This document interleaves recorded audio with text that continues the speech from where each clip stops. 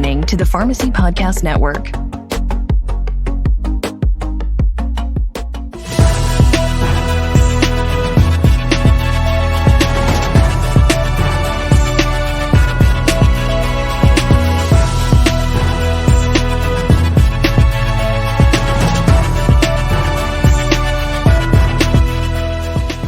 Another component of things to think about when you are, I don't know, entrepreneurial, pharmacist looking for a side hustle, someone that's a PT right now listening to this podcast, and you want to write a children's book, or you want to write a blog, or you want to create a training course, or you want to start a podcast. I mean, send me an email. Goodness gracious. Yuri at Pharmacy Podcast. I'm being serious. Contact me. I'll help you. Content creation and pharmacists is growing. We know that we've had authors on the show talking about their books. We have someone from Pittsburgh, my home town and city nearby. Actually, two pharmacists from Pittsburgh. I want to introduce Shay Roth first. She is PharmD candidate 2024, University of Pittsburgh School of Pharmacy, and the co-author and illustrator of a book that we're going to be talking about. Shay, I'm so excited to have you here. Thank you for having us, and thank you for that kind introduction. Like you said, I am a final year student pharmacist at the University of Pittsburgh School of Pharmacy. And over the past few years, actually beginning at the end of my P1 year, I've had the pleasure to work with my friend and co-author Jaccie to produce some children's books centered around pharmacy. Yeah, I'm Jaccie Hisashima, a graduate of the University of Pittsburgh School of Pharmacy this year. I'm currently, I guess, in the process of, or just started my PGY1 acute care residency at UC Davis Medical Center. And yeah, excited to be here to talk about our book. All right. So in starting out, I was talking about the roles of pharmacists. It's sprouting everywhere. It makes me feel old to say this, but I started in pharmacy a long time ago, 2004, for goodness sakes. And it was not like this. So you are both experiencing what I call the new age of pharmacy that's happening. We're seeing payment changes, the way that things are getting paid for. We're seeing provider status. We're seeing pharmacogenomics. We're seeing artificial intelligence. So many things are happening in and around pharmacists, and how pharmacists are now becoming better communicators to forward wellness and public health, and how that's going to impact our communities. So you're part of this. So that's why I'm so excited to have you both. Let's talk about, before we started recording, I was sharing with you that Dr. Sue Ojigir has a book out called The Pharma Heroes, which is a children's book. I think that's her third or fourth children's book. There are other authors that are out there starting to cater to children. This is so important. I can't explain it. I can't kind of grasp it enough that we have to have pharmacists. We have to have pharmacy students. We have to have people that can communicate to our public about what we're really doing and how it's evolving, how it's changing. And starting with children is important. I'm a father of four daughters. My youngest is 11. We read these books. So this is going to be a book I want to get and share. So I want you to talk to me and talk to our audience and our listeners about your concept. We share an interest in this. Why is it important that pharmacists are authors, and explain even focusing on children? Yeah, of course. So I can kind of talk about how this whole project came to be. It's actually a random story, but Jaccie and I were just talking the one day, and I had mentioned to her that this was like always a goal of mine. I always wanted to write a children's book, but I never really knew what to do it on. And Jaccie came up with the idea of, hey, it would be a great idea to write a children's book on pharmacy, explaining the different kinds of careers you can have within it. And really just getting to inspire kids at a young age. So I said, you know what, that's right. You're right. Like, that's a great idea. So we reached out to some faculty at Pitt for some guidance on that under Dr. Randy Smith. And he really was just so excited with the idea and really wanted us to pursue it. and has supported us from there. So that's kind of how the book came to be. But we just really saw a need for education and younger kids and to expose the profession early on. We know that across the country, like pharmacy admission rates are down for pharmacy schools. And just ever since COVID, it's kind of been hard to recruit people into healthcare and specifically pharmacy in general. So this was a really great way to kind of show kids and get them excited about a career early on. Yeah, and I'll add too, the University of Pittsburgh, their whole thing is like personalizing your education. So I feel like for me as a student, it was really easy to talk to any faculty member at any time about what they're doing. And I'm also was a part of a program where we were recruiting students to not just our school, but to pharmacy. As Shay kind of mentioned, there's that need. And so while doing that, I was engaging a lot of the faculty members and kind of showing the students, like, this is what you can do with a PharmD degree. And they were just so blown away every single time. We had 2 different programs. And I think that's what kind of triggered me telling Shay, like, I think we should talk about this more. Because me, as a student in high school, thinking about my career, I did not think residency was even a thing. And there's so many other things that you can pursue. So I think that's kind of another reason why I was like, we should just do it and kind of get kids started at a younger age. Yep. And I'll add to that, like the first book shows a bunch of different careers in it, but it is not all encompassing. And I feel like even now I'm still learning about careers. Every day I find out about something new in pharmacy that you can do. So it's very surface level, but it at least engages and introduces the concept to children. Excellent. That's where it starts. There are kids. I remember when I was young and, I had no interest in being a doctor. But if you would have told me as a young child what a pharmacist did, that really seriously interests me. Like I didn't want to touch blood. I didn't want to get involved that way, but I loved helping people. I loved the thought of science, biology. I wasn't good at math. So that's why I'm not a pharmacist, by the way. I'm a marketer and a publicist. So this is where I belong, because I want to amplify the two of you. And you know what? I think you're going to help to start a trend, because imagine if you could gather up, if you are listening, you're a pharmacist, if we could gather up the publishers in pharmacy every once in a while to really meet up together.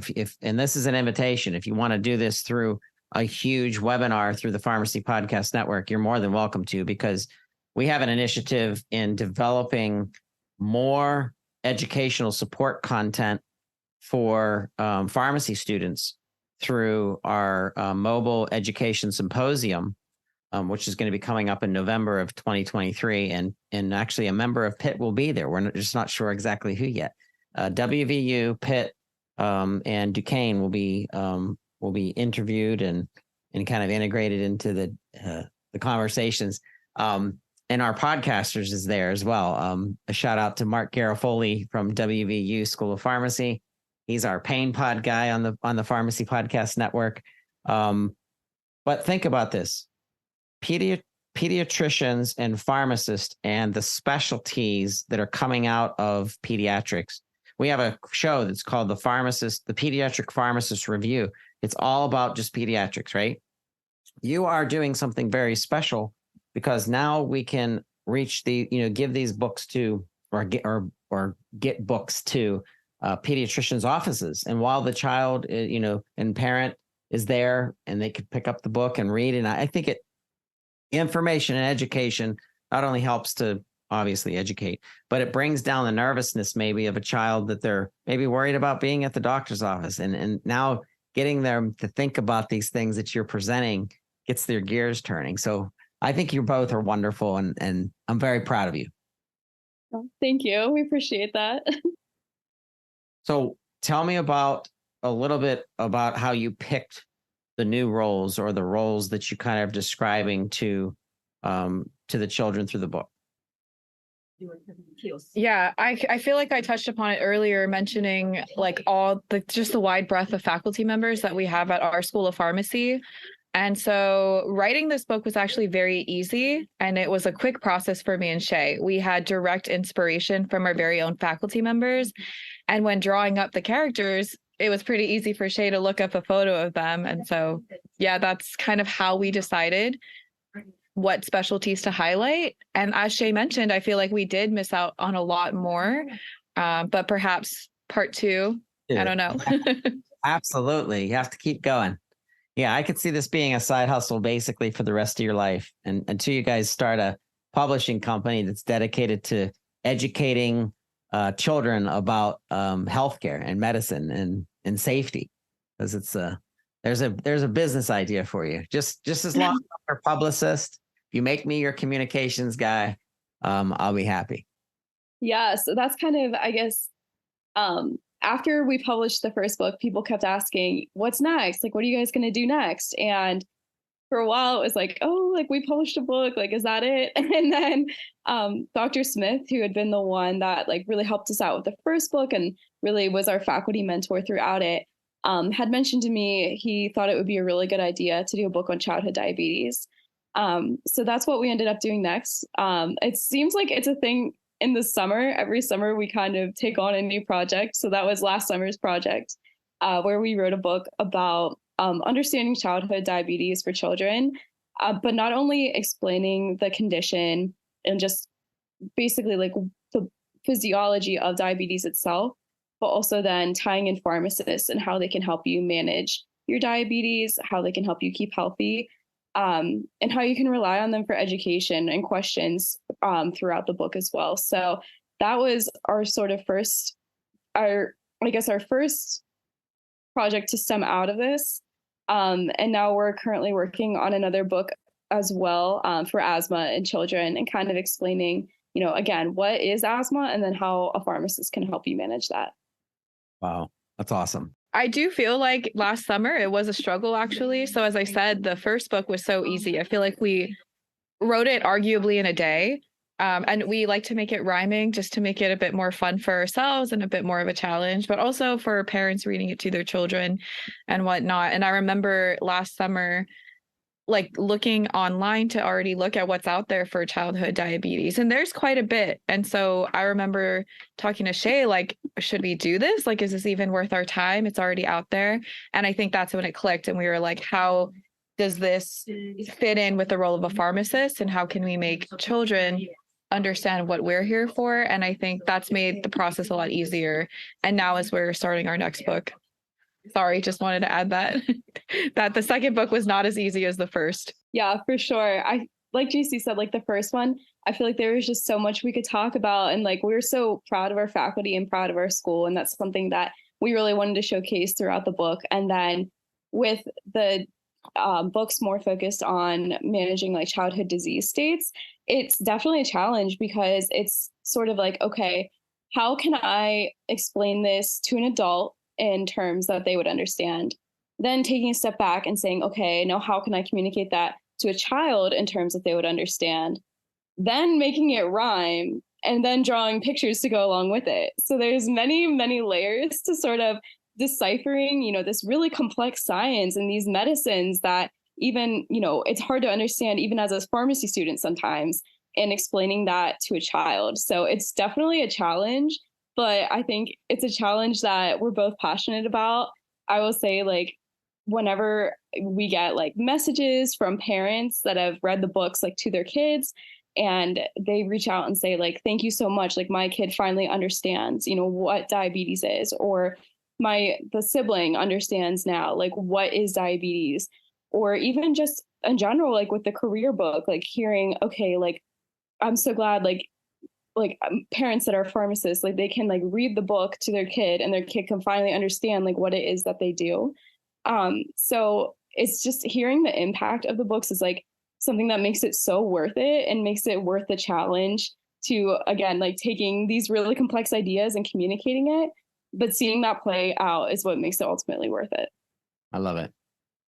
I love it. It's amazing to see that you're just taking that initiative and you built this and now it's becoming a passion of yours. And I think it's always going to be part of your pharmacy career, and who knows where it can take you. I mean, it took me 14 years to get here, you know, and you just have to keep at it. And also think about this, exercising a creative part ongoing in your life. That's good for us as humans, where we should be doing creative stuff. I'm hypocritical. I should still be drawing. I used to do cartooning and every once in a while I'll do it, but it should be something that's part of the exercise of our brains and how creativity helps us to stay sharp. So it's good to see you doing this. So I want to shift gears for just a second as we kind of wrap up our interview, but I do want you to kind of give shout outs to our listeners about the process of becoming an author and publishing a book. Can you both share from your different perspectives what it was like to actually publish a book? Yeah, so I can start off by saying like neither of us have done anything like this before. So it was a very much learning experience through it. I remember we were starting the first draft of the first book, like Googling, like, okay, how do we write a children's book? And like, how do we, like what do you need? Like, do you have a table of contents? How many pages is it? Things like that, because we had no idea. And so we just kind of, I guess, like started looking around, seeing what we could find, trying things out, seeing if it worked, asking for a lot of feedback too, from adults and from kids as well. And I think we've gotten some really good ideas from that, specifically like with the professors that taught the classes. So like our professor that teaches the diabetes class or the professor that taught us asthma, like hearing their perspectives on it and how we can implement those perspectives into the book has been super helpful too. But I feel like honestly, it's mainly been like trial and error and just seeing if something would work. And then just exploring options for publishing as well. Ultimately, we decided to self-publish through Amazon and Kindle. But there are definitely other routes you can do as well. And I guess we're still navigating marketing and how to get the word out about the books. Pitt alumni have been really helpful with doing that as well and just promoting it among like their colleagues and their network too. JC, what about you in building this book? What was some of the processes you put into play to kind of go chapter to chapter? You had said before, it took you a day to really do it, but that was probably the conceptual idea. But share with the listeners like how you built this, how you helped to build this. Thank you. Yeah. So as I mentioned, I was able to lead a program where we're exposing pharmacy to high schoolers and college students. And I think it's a 5-week program. And throughout those 5 weeks, I was already data collecting almost. Like I was sitting through talks. We have a community week, we have a hospital week, we have a research week. And so I was already like learning what it is that our faculty does aside from just teaching us about pharmacy, right? And so I think that all kind of came together. And when Shay mentioned to me, I want to write a book, I was like, I feel like we already have so much content at our fingertips and like these connections already established. And so all of that was happening over a course of maybe a month or two where I was like, there's so much that they do and just so blown away by it. And all of these kids every week are like, we did not know that was a thing. And I was like, honestly, me neither. And I'm in pharmacy school. So I think that is why once we got to the writing stages, it just kind of flowed out of us maybe. So yeah, the actual writing portion I would say is what kind of took a day. Like it was so easy to just get those thoughts out there, write them on paper. And then, as Shay mentioned, the editing process was maybe another month or two of hearing what other people had to say. But yeah, I would say that was my role in it. That's awesome. I love it. All right. So could you give advice to someone listening right now that wants to write a book, regardless if it's a children's book or whatever, or something that is development of a book, maybe even white paper? But what are the first steps that you're shouting out saying, hey, this is what you should be doing to get started? So as Jaccie said, I feel like research is like the big thing, like going in with an idea, like searching to see if there are any other books out there like it, or if you're kind of coming up with a new idea and how you want to approach that. And then on top of that too, just sort of like making an outline for yourself, making, appropriate timelines for yourself too, to get this done. Not that it has to be a deadline every time, but sort of think to yourself, okay, how much time do I want to devote to this? And just kind of think of, I guess, logistics with it too. How are you going to get it out there? How are you going to market it? Just things like that. Anything to add, JC? Get a partner like Shay. She's honestly the reason that we've been so on track of things. I think seeing that this book was very much driven by ourselves with the support of faculty, it was hard to stick to deadlines, especially on that second book where we were really struggling to focus it on pharmacy and make it feel like, we're not totally wasting our time, seeing that there are so many childhood diabetes books out there already. So I would say deadlines are very important. But other than that, I don't want it to sound hard either. It was a very easy process for us because we were so passionate about it. So finding something that you want to write about, that you want to share, something you feel is important for, children to know about related to the field of pharmacy. And I think everything we do as pharmacists is so important. So it's been pretty easy to write thus far. We'll see how long it goes. So I think too, to echo off of Jaccie, this is kind of, I guess, switching gears a little bit.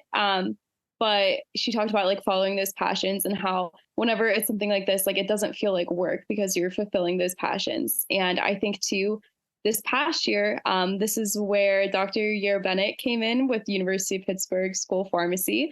And then a P1, now rising PT student, Carla Medina Gill, helped us out. They had reached out to us about Carla had been talking to Dr. Bennett in her office and actually saw the children's books in there that we had previously written. And Carla had the brilliant idea to translate these to Spanish as well, to promote health literacy, not only in English-speaking students, but also in Spanish-speaking students. So we were able to meet with her and kind of hear her goals on it. And we thought it was a great idea. So this past semester, it was the spring semester, we really worked with her to reproduce these books, but in Spanish, and get the word out there as well. So now they're available in 2 languages. And this whole thing was really driven by our interest in public health and our interest in promoting health literacy. So that's something that has been kind of another segue of the project that whenever we started writing a book, we weren't necessarily planning on doing, but I think it's been really, really rewarding in that regard too. Yeah, having a supportive school and supportive staff like really did help us. I would say don't be afraid to ask for help either, or to just talk with faculty and staff about what you're doing.